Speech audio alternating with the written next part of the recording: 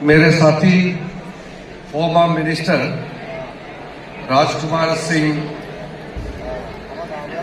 My home India के founder member, Bharatiya Janata Party का वरिष्ठ नेता Sunil Deodhar ji, my home India के अध्यक्ष Baldev Raj Sachdeva ji, my home India के trustee CV Deodhar ji, my home India trustee Abhijit Mulye ji और माय होम इंडिया के trustee Maryada Paswet ji.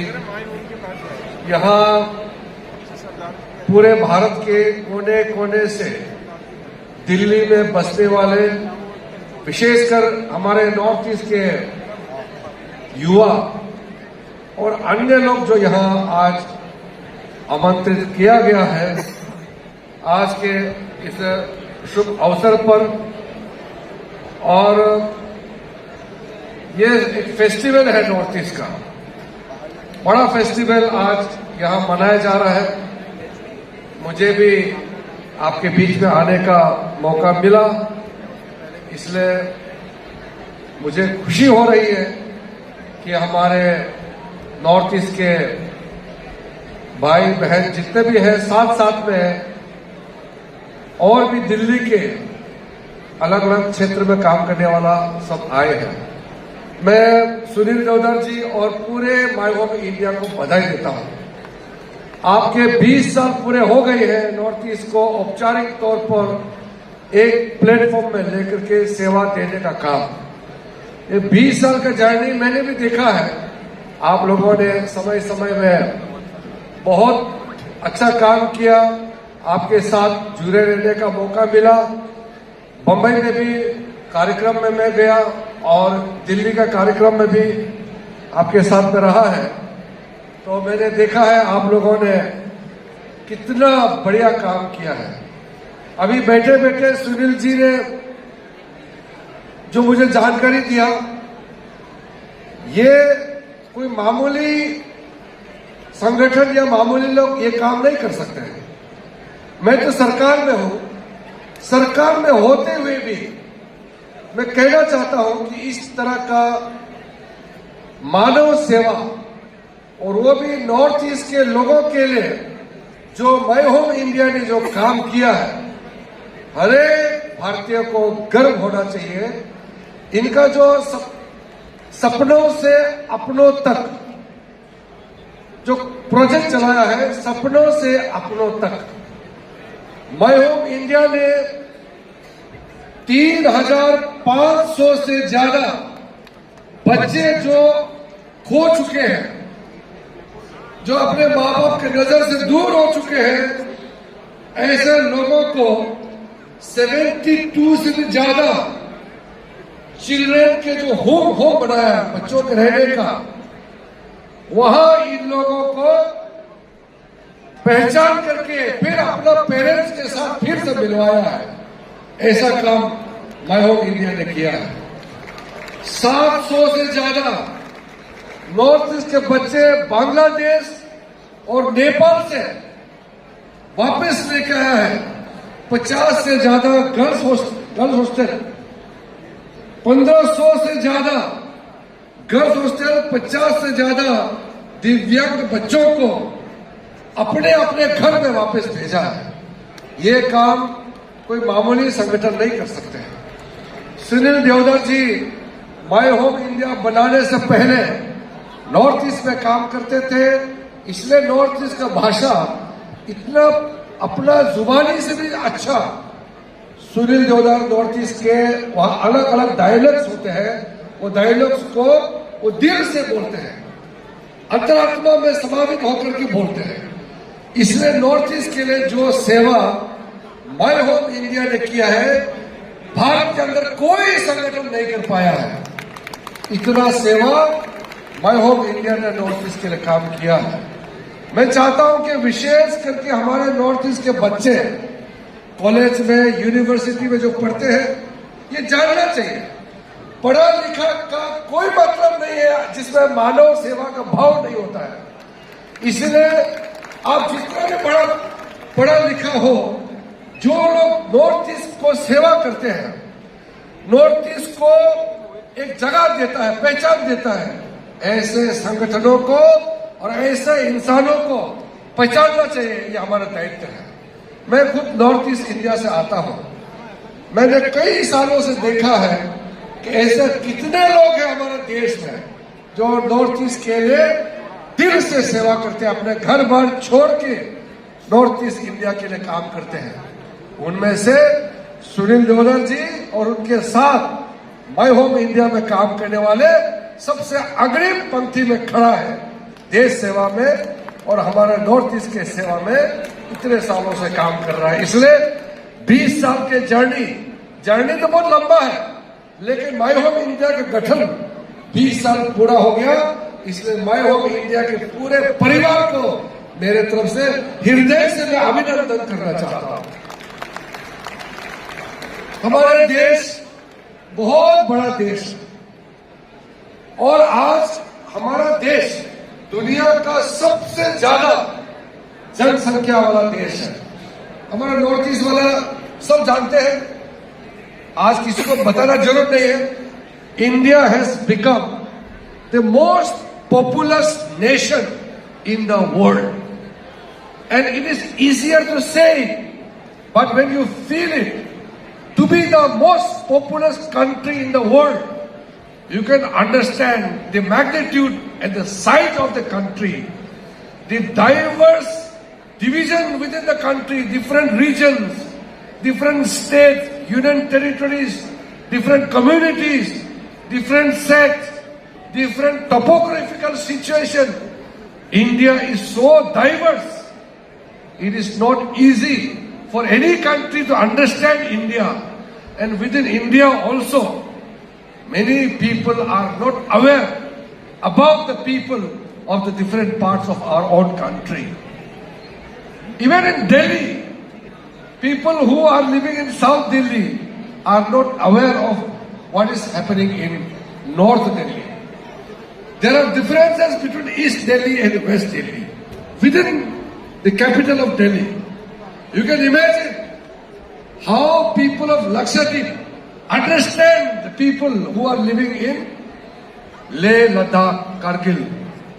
People who are living in the Ran of Kutch in Gujarat may not understand what a family survived in a manner in Mizoram and Manipur.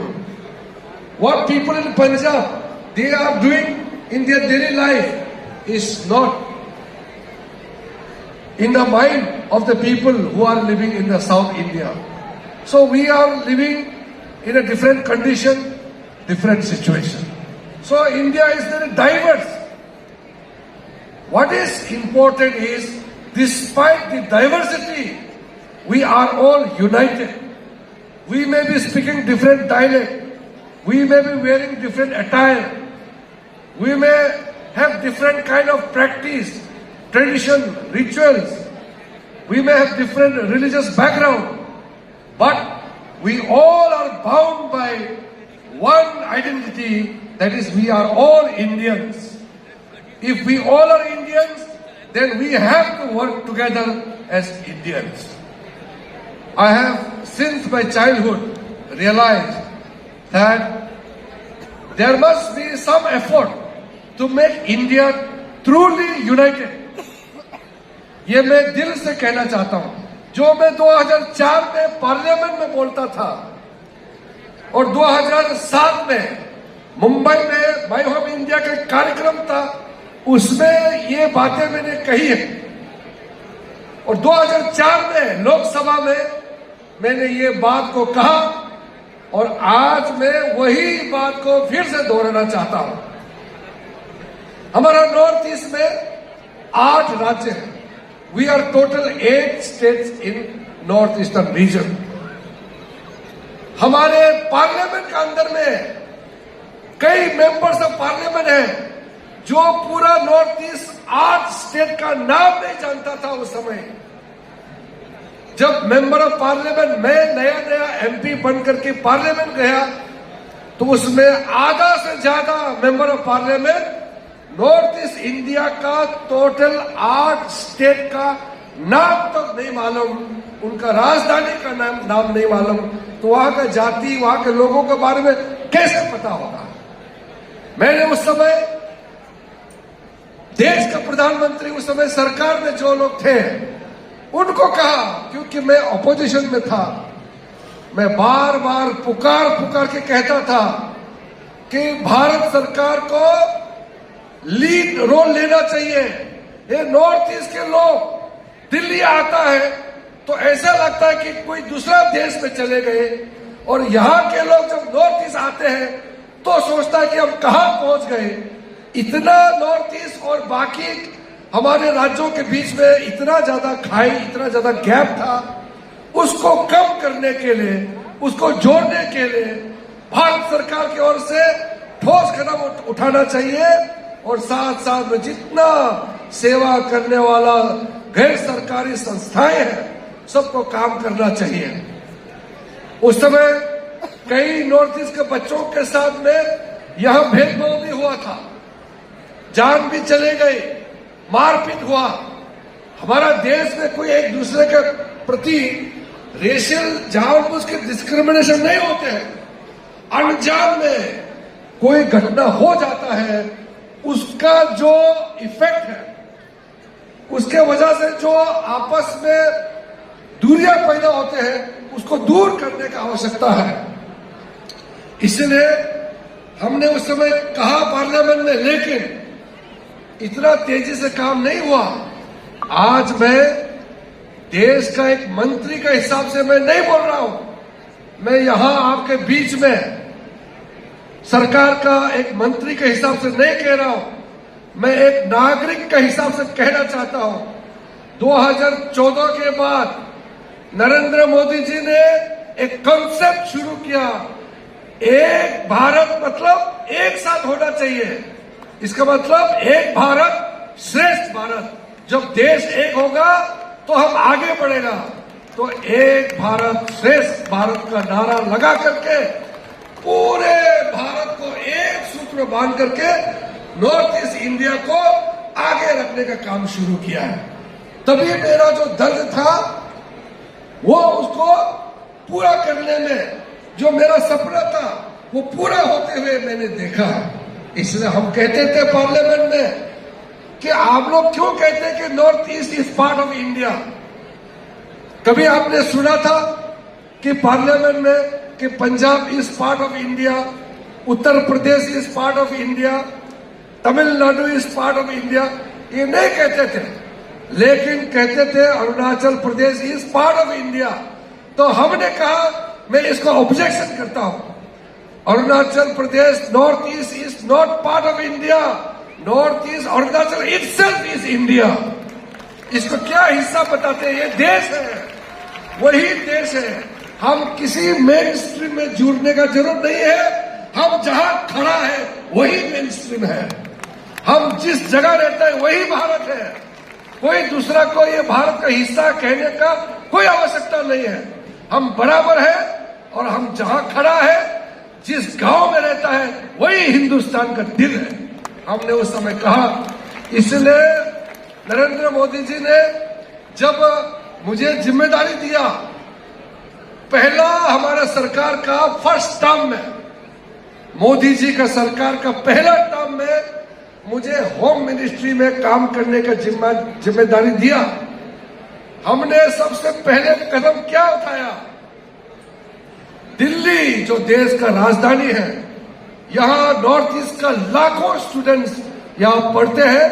हर साल लाखों north east के लोग, capital है इसलिए यहां आते हैं, घूमने के लिए आते हैं, बिजनेस के लिए आते हैं, कुछ भी काम के लिए आते हैं। उसको तकलीफ नहीं होना चाहिए।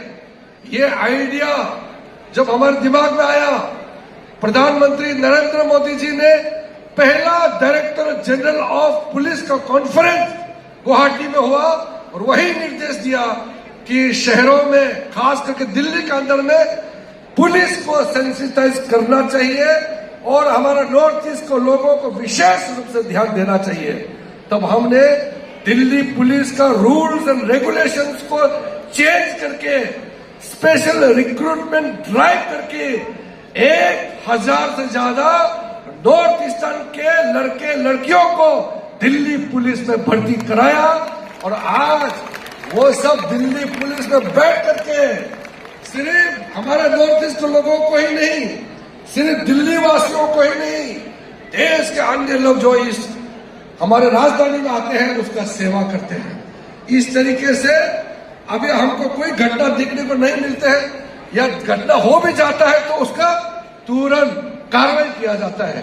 उसी प्रकार से मुंबई में, शिमला में, देहरादून, चंडीगढ़, भोपाल, चेन्नई, बेंगलुरु, जहां भी नॉर्थ ईस्ट स्टूडेंट्स का कोई प्रॉब्लम होता है तुरंत हम लोग संपर्क करके दिल्ली पुलिस में special police cell, Delhi police में एक विशेष जो हमने डिपार्टमेंट खोला, उसका स्पेशल अलग से ऑफिस बनाया, ये करके संपर्क करने लगा। और हमारा नॉर्थ ईस्ट का उस समय जितना टॉर्चर होता था, जितना तकलीफें होते थे, आज वो नहीं होते हैं। इंसिडेंट अकेला कहीं हो सकता है, वो मैं इसको नकारता नहीं हूं, लेकिन अगर इंसिडेंट होता है तो उसको कार्रवाई भी होता है।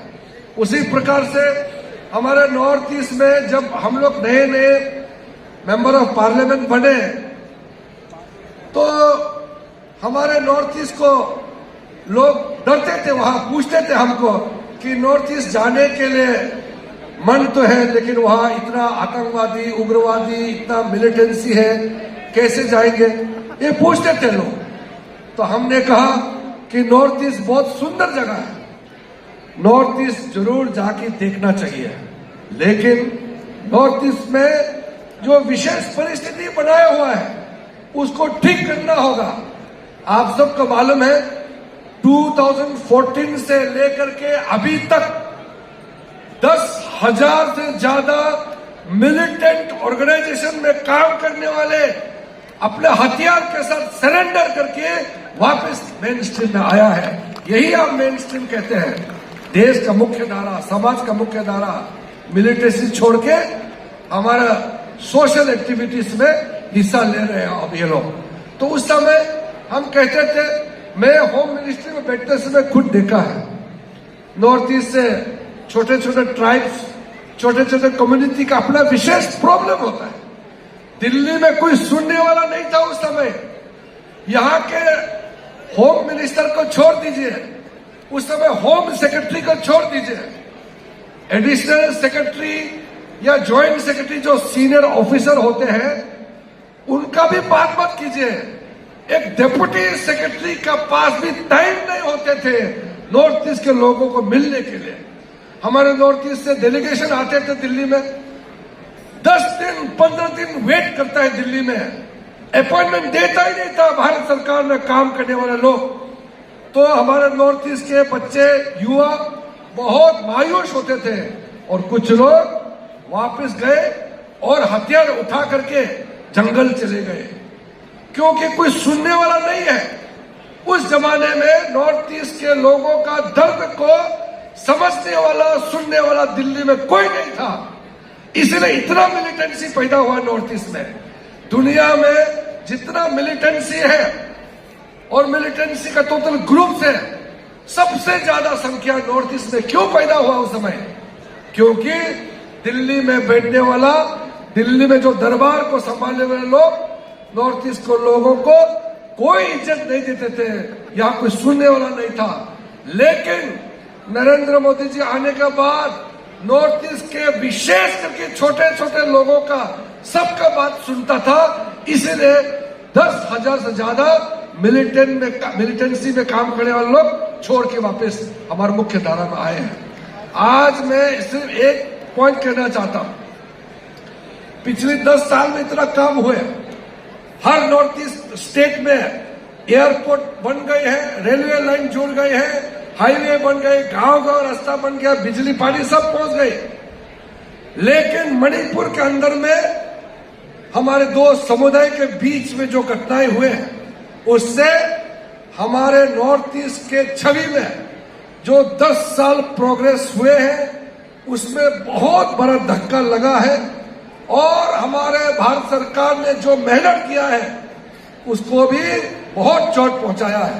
इसलिए मैं, क्योंकि ये हमारा नॉर्थ ईस्ट के स्टूडेंट्स का फेस्टिवल का माहौल है, मैं विशेष करके मणिपुर के हमारे चाहे कुकी कम्युनिटी के हमारे भाइयों और बहनों को भी और मैते कम्युनिटी के भाइयों और बहनों को भी मैं कहना चाहता हूं, भारत सरकार सब कुछ करने के लिए तैयार है, लेकिन आप हथियार छोड़ना होगा।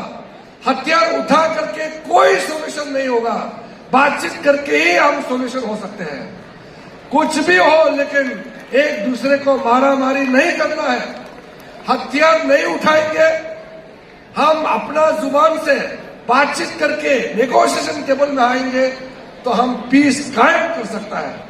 जो नॉर्थ ईस्ट में डेवलपमेंट 10 सालों में हुआ है, इतिहास में कभी नहीं हुआ है। ये गोल्डन अपॉर्चुनिटी हमारे हाथ में है। तो ऐसा समय में हमारे मणिपुर के जितने भी लोग हैं, हथियार छोड़ के वायलेंस छोड़ना चाहिए और शांति से एक दूसरे के साथ बातचीत करके हमको फिर आगे बढ़ना है। तो यहां मैं आज सुनील जी को कहना चाहता हूं कि आज इतना आपने शानदार प्रोग्राम किया, शाम को कल्चरल प्रोग्राम होगा। मुझे बताया गया है कि शाम को ज्यादा लोग आएंगे क्योंकि हमारे नॉर्थ ईस्ट के लोग एक दूसरे के प्रति भाईचारा का जो मैसेज है, इसको जरूर दिल्ली में ही नहीं, यहां से नॉर्थ ईस्ट के बच्चे जितना अपना अपना स्टेट में जहां से आए हैं वहां इसका मैसेज पहुंचाना चाहिए। मैं कहने के लिए मेरा इतना पॉइंट है, लेकिन मुझे आपके बीच से छोड़ के दूसरे कार्यक्रम में जाना है। लेकिन मैं फिर से एक बात कहना चाहता हूं, हमारे नॉर्थ ईस्ट के जितने जो यहाँ बच्चे रहते हैं, आप अपने अपने संगठन जो दिल्ली में बनाया हुआ है, हर एक स्टेट का कम्युनिटी वाइज संगठन बनाया हुआ है और साथ साथ में स्टेट का भी संगठन बनाया हुआ है, स्टूडेंट ऑर्गेनाइजेशन भी है और आपका यहाँ कल्चरल ऑर्गेनाइजेशन भी है। मैं सबको अनुरोध करता हूं फिर से कि जितने नॉर्थ ईस्ट का दिल्ली में ऑर्गेनाइजेशन से, एनजीओ से, सब लोग माय होम इंडिया से जरूर जोड़ना चाहिए। आप माय होम इंडिया से आप लिंक कीजिए। क्या है कि इतना बड़ा दिल्ली में कभी कभी संपर्क नहीं होने से एक दूसरे का जो समस्या है, प्रॉब्लम है, उसका निवारण नहीं कर पाते हैं। इसलिए जितना नॉर्थ ईस्ट का यहाँ आज लोग मौजूद हैं, माय होम इंडिया का जो वेबसाइट है और सुनील देवधर जी ने जो बताया है, माय होम इंडिया का जो पेज है, सोशल मीडिया का जितना प्लेटफॉर्म्स है, हैंडल्स है, उसमें आप जरूर जोड़ना चाहिए। और अंत में मैं बात समाप्त करने से पहले अपने मेरा एक्सपीरियंस का और मेरा दायित्व का मैं 2-4 बिंदु रख करके अपना बात को समाप्त करना चाहता हूं। आज मैं कुछ नॉर्थ ईस्ट का कैबिनेट में बैठने वाला एक मंत्री हूं।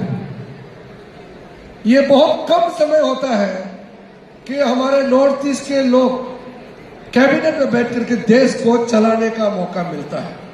आप सबको मालूम है, हमारे नॉर्थ ईस्ट से इस वक्त हमारा 2 कैबिनेट मंत्री हैं, मैं और सर्बानंद सोनोवाल जी आसाम से आते हैं। इस वक्त हमारे देश का कैबिनेट में 3 ट्राइबल कैबिनेट मिनिस्टर है। कुछ चीज होता है आपको जानना जरूरी है। आप जितना भी पढ़ा लिखा, जितना भी नॉलेजेबल हो, कुछ मूल बात अगर आपको नहीं पता तो फिर आपका नॉलेज खोखला हो जाएगा। आपको मालूम होना चाहिए, पीए संगमा हमारा सीनियर, हम लोग साथ में पार्लियामेंट में मेंबर थे। आपको पता है देश को इतना साल लगा, पीए संगमा पहला ट्राइबल था जो कैबिनेट मिनिस्टर बना है इस देश का। आप सोच सकते हैं इतना साल बाद और आज नरेंद्र मोदी जी के साथ में तीन ट्राइबल कैबिनेट मिनिस्टर है।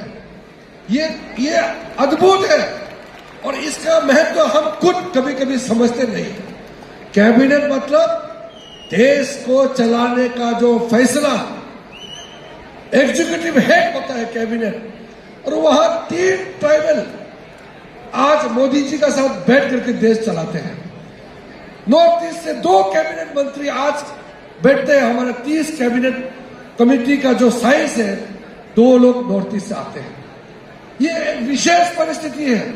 मैं माइनॉरिटी हूं और मैं पहला बाबा साहब अंबेडकर के बाद SC/ST कम्युनिटी से पहला लॉ मिनिस्टर बना इस देश का। ये अगर मोदी जी नहीं सोचते कि शेड्यूल्ड ट्राइब, एक ट्राइबल आदमी इस देश का लॉ मिनिस्टर बन सकता है, ये सिर्फ मोदी जी ने ही सोच करके ये मौका दिया है। वरना हम लोग तो सोचते कि नॉर्थ ईस्ट का आदिवासी है, इसको तो नॉलेज ही नहीं होगा। यह पार्लियामेंट में लोग कहते थे ये तो नॉर्थ ईस्ट के लोग कभी दिमाग होते नहीं है, ये लोग सिर्फ लड़ाई झगड़ा करता है।